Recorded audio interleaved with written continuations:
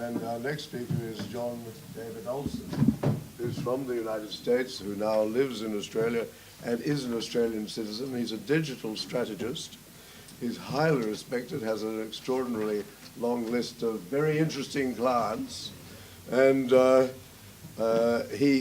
of his great interests is the International Churchill Society. So we have a great commonality in that area. And he's offered to look at our rather tired data sites. We have two sites. We have our general site and we have an educational site. And he's talking about rejuvenating them. And he may also be prepared to rejuvenate the national convener. Thanks, John. Now, John has looked at our sites and he's told me that they look rather tired, which is very true. They're virtually inaccessible. So, John, what remedies do you see for our sites? Well, in the technology business, it's what we call a facelift. So it's in dire need of one. I don't know if I was looking at it, I was also looking at the Republicans' website, which is quite nice. They've done a very good job at that. So we need to keep up, and we need to, and that's why I suggested to Professor Flint that it's time that, I don't think it's really been updated since the referendum, has it? Or very not? Close to it. Yeah, so it's time for a facelift. We're going to make it very, very presentable. But the other thing that's really important is not just having a good website that's easy to navigate and find what you're looking for and so on. But the other thing that's very critically important to getting it in front of people is a whole strategy for digital marketing. So how do we get people to come and visit the site? And we do that through integration with social media. We do that. There's a whole variety of ways that we're going to do that to get more and more traffic, people coming to the website to not just learn about ACM, but also to give us their details. So there's a whole process called an email acquisition strategy. So we want to get people giving us their details so that when and if the need arises, we will have that data available in Nick's database. So, and perhaps there might be duplication that would occur on the websites and on what Nick was just showing. We will figure out the integration. Be able to rationalise that and write down. We will figure out the integration between those two. We have not got to that point yet. But yes, we will get all the people that... Better than integration, have it as one. It'll be two. But we'll figure out how to get everything from the website into Nick's database so that we'll have that. Yeah. John, one of the really amazing things that David does is to produce a lot of content which goes out through social media and just through organic growth and also a bit of paid advertising, not purchasing of likes, which is a very different thing. But we've amassed an audience of well over 50,000 people. Now, these people are genuine people who engage with us. They like our information by indicating that on Facebook. They comment on it. They're sharing it. So it is a genuine interaction through activities with email acquisitions and otherwise. Maybe people would be interested to know how we could take those 50,000 people that we sort of somewhat anonymous and turn them into people we can actually communicate with and engage in real life. Well, I don't know about in real life, but certainly in the digital sphere, yeah. One of the strategies that we'll be using the term is called convert. So what we want to do is we convert those people from social followers and likers and communities to something of value. And of value for us is a database of email addresses and names and so on, because email marketing, even though it's a bit old-fashioned these days, it still is very, very effective. So when the need arises, we would have a great big database. For example, with the International Churchill Society, when people say, oh, well, what do you do? And I say, well, I'm Winston Churchill's webmaster. And people are very perplexed at that, what that means. But essentially, I look after all the digital projects for the Churchill Society across the globe. So one of the things that we've done in addressing this point is we create content, YouTube and elsewhere, and we want that to lead people to our website. And once people get to the website, you then want to entice them with some information, with a little, with something, we've talked about some ideas around that, to then give us their details. So it really is about converting that traffic. It's not saying, okay, well, we've got 1,000 people a month or 2,000 people a month to the website. It's how many of those people can we actually convert to something of value, which obviously email address, donation, membership, and so on and so forth.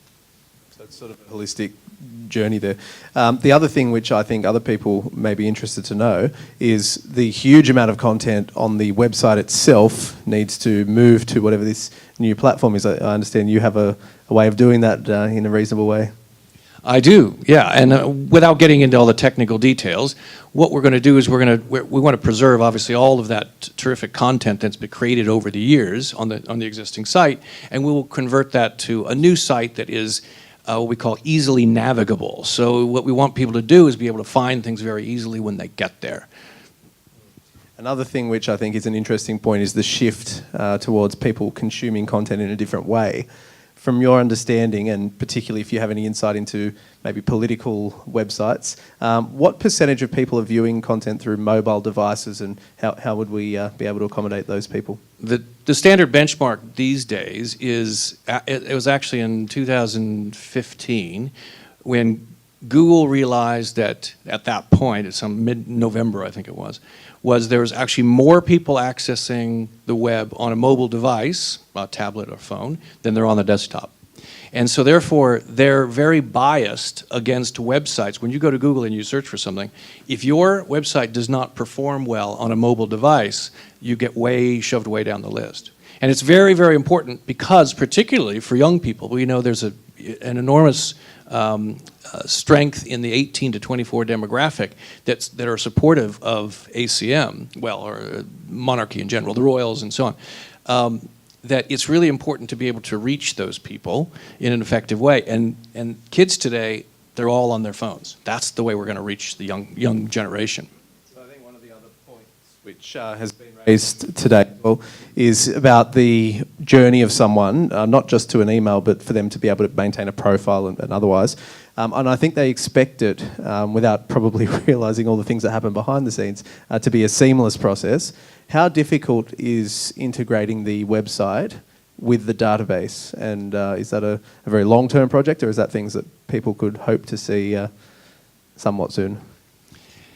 It's critically important that you don't have these islands of information all over the place, not connected to each other. It's critical for the success of the whole initiative. It's not easy, but it depends on the platforms. So whether you have to do it manually and say, okay, well here's all the people that joined ACM on the website last month, let's just put those in Nick's database. Maybe we have to do that, import it, and do a manual effort. Now, obviously that's not ideal. What we'd really like to be able to do is somebody goes online, they search for the address that we have for them currently, and then they can update that if required. So it's short term, it might be manual. Longer term, we'll definitely look at automating that function, because what we really want to do is make it self-service as much as possible to save the administration, of that sort of thing. In optimising the rankings in Google and that sort of thing. Hello? David has a great gift for content on the basis of current affairs, things that are going on, and often can put it in a historical context and that kind of thing. Seems to me that would really be on-page optimisation that is excellent. Absolutely, and every single page on the website should be optimized for it's called search engine optimization, right? And that's what you're talking about with on-page. But there's some things that we can do with that content, and I'll give you a specific example. The Churchill Society, we've got a website. I turned that into 25,000 people a month visiting to about 150,000 a month visiting worldwide. We built a database from about 10,000 people to almost 40,000, between 35 and 40,000 people of email addresses. Those are people that have given us their details.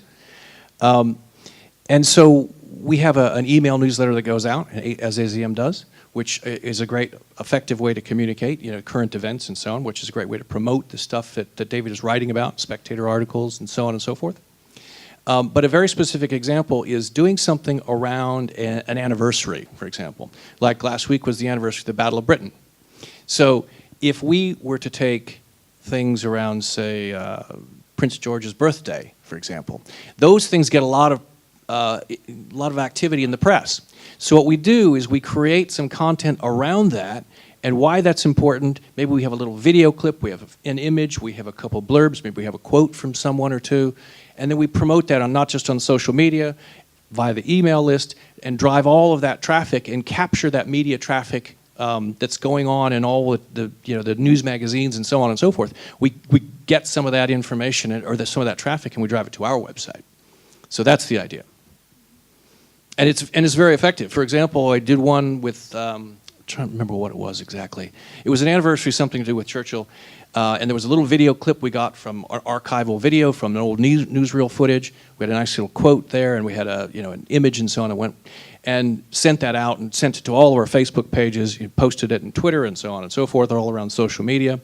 And we had something like, in 48 hours, we had about 75,000 people that had seen that and shared it and viewed it and looked at the clip.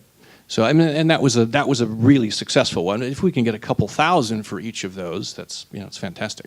Turning a percentage of those into donors and activists would be... Absolutely. That's the goal, isn't it? You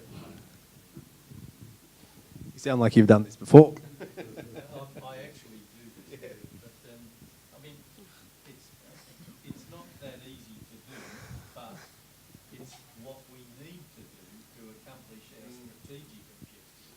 The great thing about having this isn't working properly. The great thing about having John on board is that John not only has the technical expertise, because it is his profession, but he's heavily involved in so many other charitable not-for-profit groups, so understands the needs that we have. So I think it's marrying those two attributes together that is the recipe for success. Are there other questions? Well, ladies and gentlemen, as you can see, we have the most brilliant digital team, and I'd like to thank each of them, John and Jai and Nick. Where's Nick? There, Nick. And it is so encouraging for the future of AZM that such people are so willing to help us in this regard. Please thank them.